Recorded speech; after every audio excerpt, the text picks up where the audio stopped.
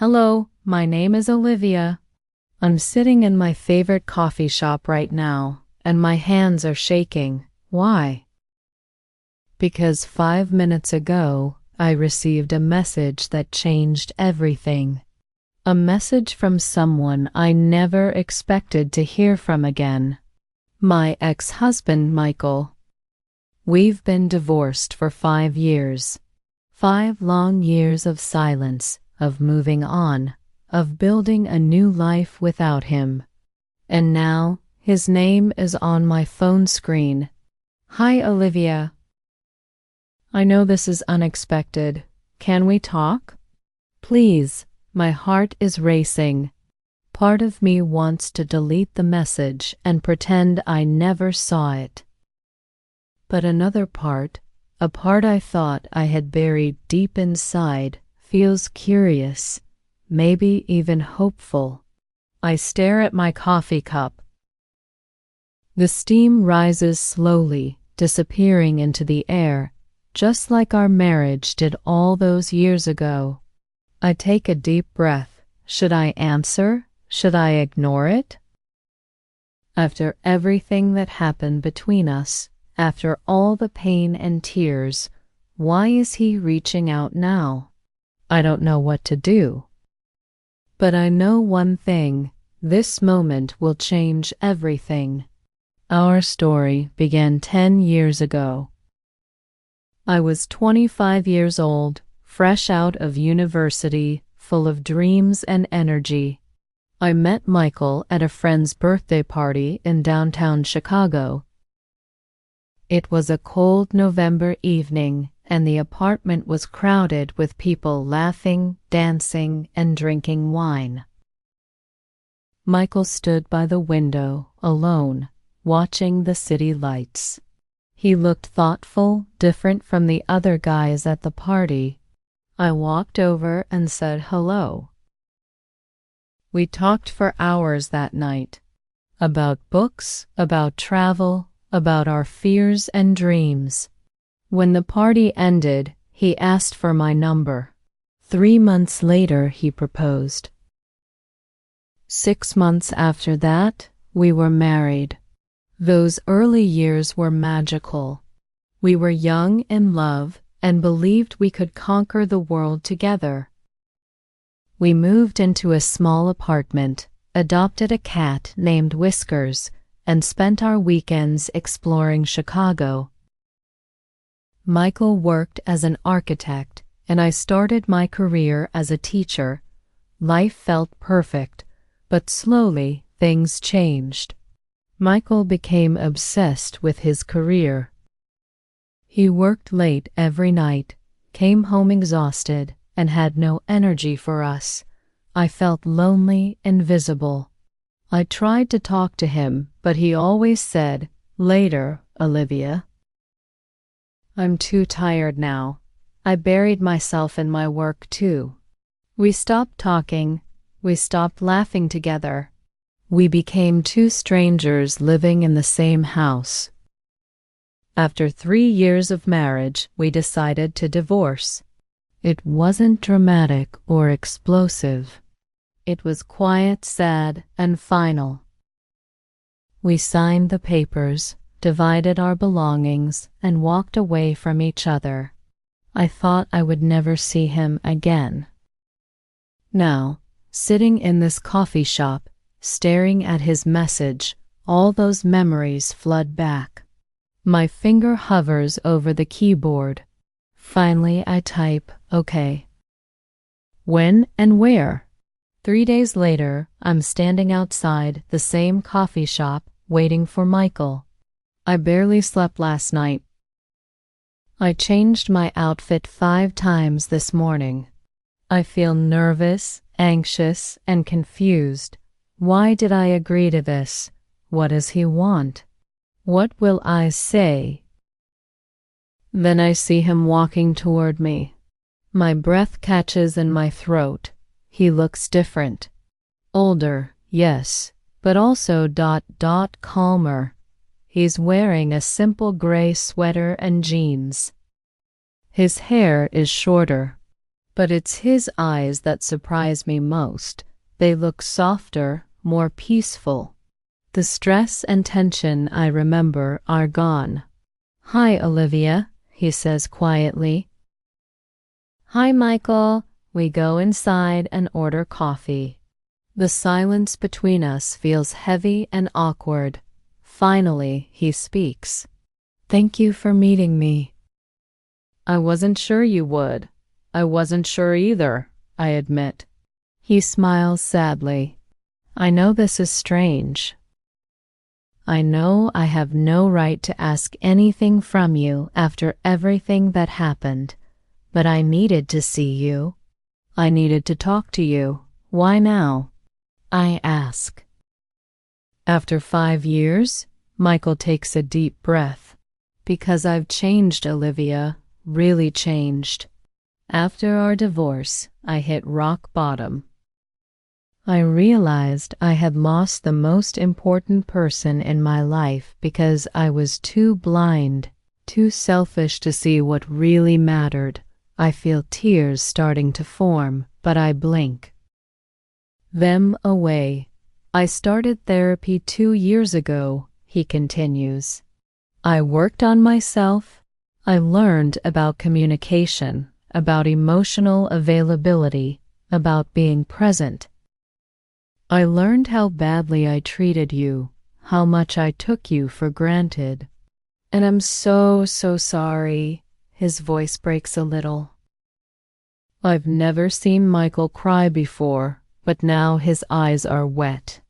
"I'm not asking for anything," he says quickly. "I just wanted you to know that I'm sorry. You deserved so much better than what I gave you. You deserve to be heard, to be loved, to be prioritized. And I failed you completely. I don't know what to say." Part of me feels angry, defensive, but another part feels something else. Relief, maybe? Validation? "Thank you," I whisper.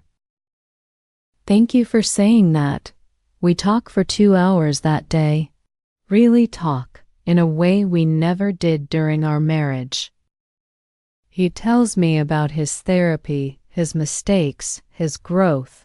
I tell him about my life now, my work, my own journey of healing. When we part ways, he doesn't ask to see me again. But somehow, I know this isn't the end. Over the next 6 weeks, Michael and I meet several times. At first, it's just coffee, then dinner, then walks along Lake Michigan, talking about everything and nothing. I'm surprised by how easy it feels, how comfortable. This isn't the Michael the first married. This is someone new. Someone who listens. Someone who asks questions and actually waits for answers. I've changed too. After our divorce, I also went to therapy. I learned about my own patterns, my fear of confrontation, my tendency to stay silent when I should speak up. I became stronger, more confident, more sure of what I need and deserve. One evening in early spring, we're sitting on a bench by the lake, watching the sunset. The sky is painted orange and pink. It's beautiful and peaceful. "Olivia," Michael says softly, "I need to tell you something." My heart starts pounding. "I know what's coming. I still love you," he says. "I never stopped loving you. I know I have no right to say this. I know I hurt you terribly. But these past weeks with you have been the happiest I've been in years. You're still the most amazing person I know." He turns to look at me. "I'm not the same person I was. I promise you that. And I know you're not the same either, but maybe we could try again? Not to go back to what we had, but to build something new. Something better?" Tears stream down my face. I feel terrified and hopeful at the same time. Michael, I start, but I can't find the words. I know it's asking a lot, he says. I know you might say no, and I'll understand, but I had to ask. I had to take this chance, because loving you and losing you was the biggest mistake of my life. And if there's even a small possibility that we could have a second chance, I have to try.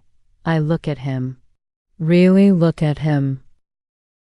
I see the vulnerability in his eyes, the fear, the hope.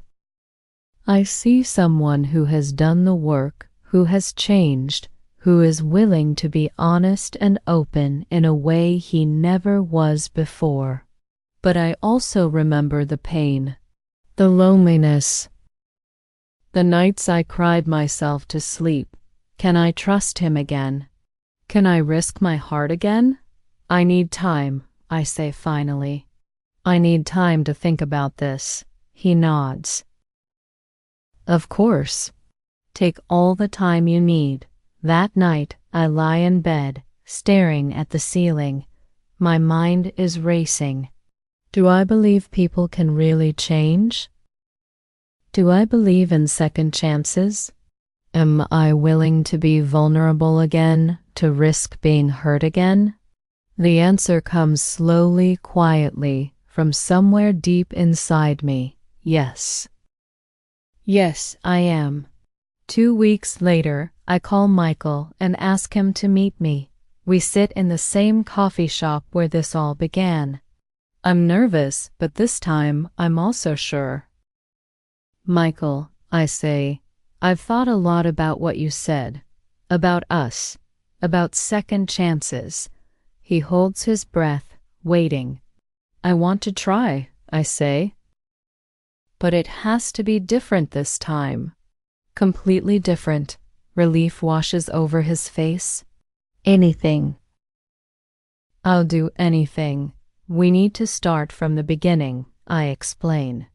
We need to date again, to get to know each other as the people we are now, not the people we were.